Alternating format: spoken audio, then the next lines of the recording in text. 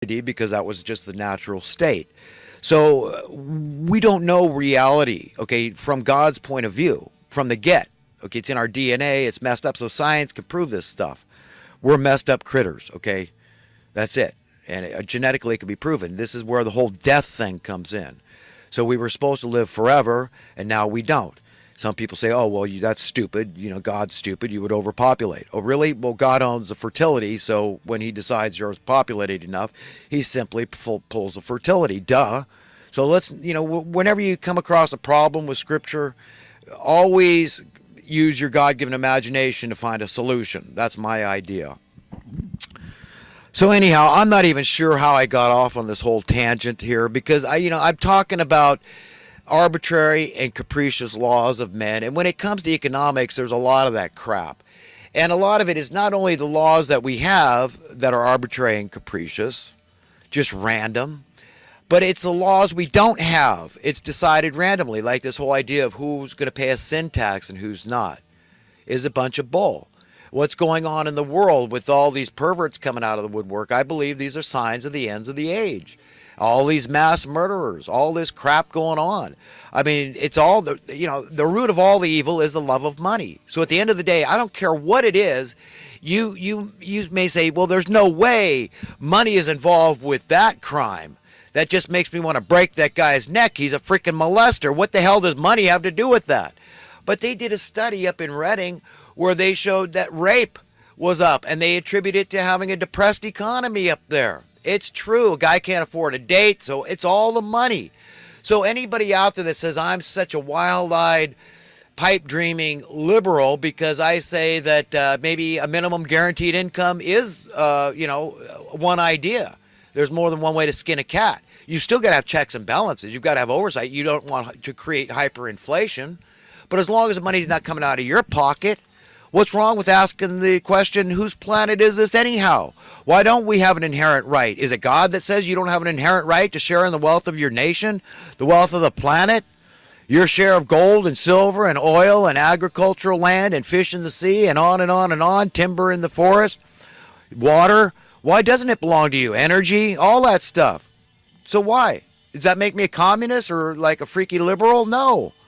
In fact, if we want to play this game of capitalism, I'm willing. Let's do the math. So would it be cheaper to just buy people houses with the $50 billion a year going into Section 8? Or is it good just to help create this wealth disparity, help create poverty and homelessness by keep paying it and put it in the pockets of Robert Kiyosaki and his ilk? So when you say, oh, you're too liberal, you can't just give people houses. Really, even though I'm willing to do the math and prove to you that it's fiscally conservative and fiscally prudent to do so. You understand? So people are so screwed up and they don't know it. Or they don't want to know it. They're just rejecting the truth. They're rejecting reality. They're rationalizing. They become hypocrites by default, elitist by default, and they end up going to hell. And I'm trying to save them from going to hell. And I want a better world. I want you to help carry your fair share of weight of the cross here. And speak truth to power and speak truth to help enlighten people. Help me out here. And don't let people, just stay in their willful ignorance and even reveling in their willful ignorance and say, no, you're going to understand this. I'm going to make it so clear it's child's play. A child can understand this stuff I'm trying to say to you. They can understand the rhyme and the reason why your currency's supposed to go up in worth and not down. Why that is progress and why we're supposed to make progress. Because if we don't, where does it end? If we keep going backwards, we're going to end up destroying ourselves, right? We're going to end up destroying all the technology because we say, oh, it took jobs from us. So we can't have combines out there plowing the fields. We got to go back to ox and cart and plowmen out there in the field. That's what's going to happen if we keep retrogressing. It never ends. You don't ever reach a happy point. Like I point out, it's like the percentage of homeowners. At what point are you going to put your foot down and say, no, it's not good? So we've got to not let people escape into this ignorance is bliss phenomenon, okay, this philosophy they prescribe to. This is the easy way out. This is going with the grain, man, going with the flow. But eventually you're going over the falls, man, and you're going to be careening to your destruction. You're going to hell is where you're going to end up, and I don't want blood on my hands because I didn't do everything in my God-given ability to enlighten people, to tell them, don't be evil. Don't inadvertently end up being evil and end up going to hell. Okay, I'm trying to save you. Your captives must be set free.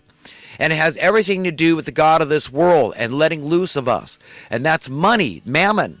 This is Satan's ambrosia. And it can easily become our ambrosia. It's very alluring, very enticing. And the power and all the things that come with it, all the material possessions and all this crap. People looking up to you and people sycophantically, just hoping somehow some of it'll drip into their hands, right? You'll be generous with them, whatever. I don't know. It's perverse. The whole system is perverted. The whole society is fear-driven. People are running off to work all stressed out. They got to make their bills and all this crap. It's nonsensical.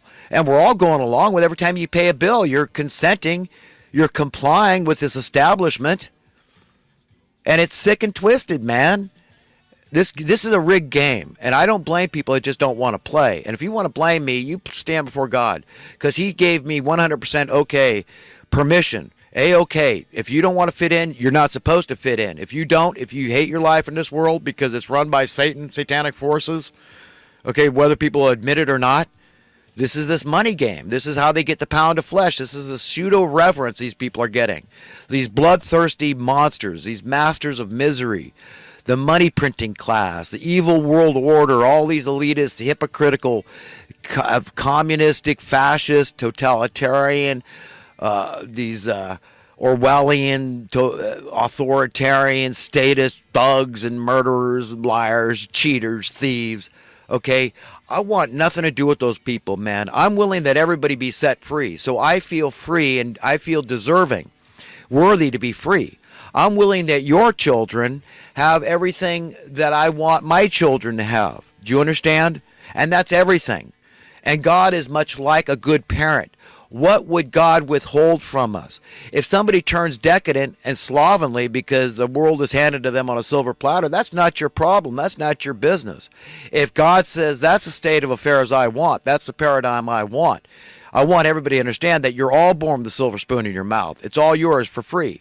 And if you want to be a decadent, self-serving, lazy, pissant slob out there, that's your prerogative. But if you feel an instinct to want to serve your fellow man, then I'm down with that too. And that is the godly instinct we have, is to go out there and feel useful, okay, to be appreciated, to use your God-given talents to help your fellow human being.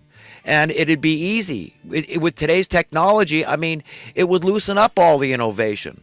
And all these people that profess to be experts in economics, you know what they tell you? You know what they tell you in economics course? They'll tell you that the reason, yes, if you like call your professor out, your economics teacher, say, teacher, I was thinking about this and I was kind of doing some math on this and research and investigation. And it seems to me we could end poverty worldwide in short order. At least nobody had to go homeless or without clean water or without decent food or without their energy needs being met. Well, the teacher will have to, okay, unless they're blithering idiots or liars, okay, that's the only two choices they have, they'll have to admit, yes, indeed, that's true. But they'll tell you, because they've been trained, they've been programmed, they've been taught. The answer to that question is this, that in order to induce innovation, we got to keep the masses hungry. You see, this is the whole precept. This is what it's based on, is this idea that, well, yeah, that's true. Yeah, we could end practically overnight, virtually overnight, we could end at least extreme, desperate poverty around the world. Okay. Remember, your crime's going to plummet, abortions are going to plummet, prostitution's going to plummet, drug use, alcoholism, pedophilia, violent crimes, homicides are going to plummet if we had that state of affairs in the world. All that stuff, all of it, because the love of money is the root of all evil. These top money lovers are causing all these problems deliberately. They want a high, healthy crime rate. They want to get away with dubious war. They want this national debt. They want it to keep going in perpetuity if they can. They set up a social welfare system Because that way they look altruistic. Oh, we care of these poor people. I mean, yeah, the poverty, we can't help that. I mean, it's just capitalism, blame capitalism, when really the system and crony capitalism is like the diametric opposite. It's antithetical to true capitalism. The two cannot coexist. True capitalism, supply and demand, free market, cannot exist within the bounds of crony capitalism, because crony capitalism just snuffs it out, just nips it at the bud. It snuffs the baby in the cradle, or the baby in the womb, is what may be the case. So everybody's going to have to stand before their creator, their owner, on their own. Okay, I don't like people that think they own themselves. You don't. You're owned. You didn't create yourself. Your parents didn't create you. They just did what came instinctively. So you are owned. I am owned. We're all owned. So you don't have to answer to me. I hope I don't come across arrogant or brash or self-righteous. Okay, but I do get very annoyed. I am very, very frustrated man to see our country, my beloved nation, going down the tubes for 55 years almost, the assassination of JFK. I don't like it. I don't like people not understanding en masse, and people that are way smarter than me not understanding troubles me even more. It's almost unbearable to me. So everybody's got to start getting it. Everybody's got to start parroting the same kind of rhetoric that I'm telling you. I'm trying to teach people. So now you understand what BS it is when your professor of economics tells you, well, that's the reason that we maintain poverty, is to keep people hungry, because then they go out there and they innovate. It's a lie from the pit of hell. So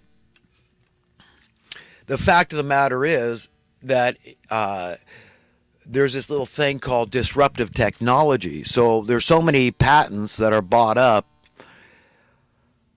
by big corporations because it's not in their interest that said technology ever enters the marketplaces, because it'll affect their profits. Do you understand? It's really very simple to understand the motive, the incentive to why any corporation would buy up innovations and inventions and just want to shelf them with a patent so that you can't copy it. It's sitting there on the shelf. And the reason is clear, because, I mean, let's face it. Look, if I found a way to miniaturize a hydrogen production unit, and put it under the hood of your car, and you just put water in your car instead of gas, you go 100 miles to a gallon of water. This is what guys like Stanley Meyer stumbled upon, 100 miles to a gallon of water. It's not exactly music to the ears of the oil companies now, is it? You understand? That's just one example of many. Okay, and my example of us, the departure of us being even aware when we're naked or not, that's just one example of, it's not pornographic. People think of nudity as pornographic. That's not pornographic. That's, that's the whole porno is something else. But somebody else might say, oh, no, yes, it is. Nudity is pornographic. Well, who told you that? Yeah, why do you believe that? You see, it was Satan that told you that you believe that. But nudity in and of itself is not porn. It's just not. I don't know what is. I mean, for a lot of people, they believe reading a steamy novel, right, is pornographic if it conjures up and arouses sexual appetite. So I don't know, but nudity in and of itself is not supposed to do that to us, right, any more than it does it to the other creatures. Dogs walk around naked all the time, but they're not out there, oh, wow, look, a pretty girl dog. I mean, they don't even know it's a girl dog from across the street, right? But the point is that that's just one example of many where our brains are off track, where our thinking, our paradigm is out of whack, and it's this original sin. And this is the only way I can explain everything. That's the only way I can explain natural disasters, knowing that God's all-powerful, all-loving God. Okay, that it's not his fault that we've got these problems in the world. It's not his fault when it gets too hot on a hot summer day. It's not his fault when it gets too cold on a cold winter day. It's not his fault that the sun is too bright. It's not his fault that we got miserable stinging insects. Okay, because evil is given power to procreate too. I believe there's a lot of tit for tat going on. So, Satan and his minions come out, hey, let's make some mosquitoes and harangue these people. Let's make them miserable biting these mosquitoes and make diseases in the mosquitoes and encephalitis and all these problems. I got West Nile and all this. And God says, well, you do that, Satan. That's fine. I've given you that power and I'm going to allow it. But I'm going to make these bats to just, suck them up, absorb that evil. You see, so God knows what he's doing, and I'm going to make these fish that are going to eat them before they ever hatch. So, you see, that's been going on, and I could think of one example after another where it's kind of like that. an owl that eats rats, okay? Another example, right? A gopher snake that's going to eat gophers, right? Goes down into a gopher hole, and that's a pretty crafty way of getting a gopher out, right?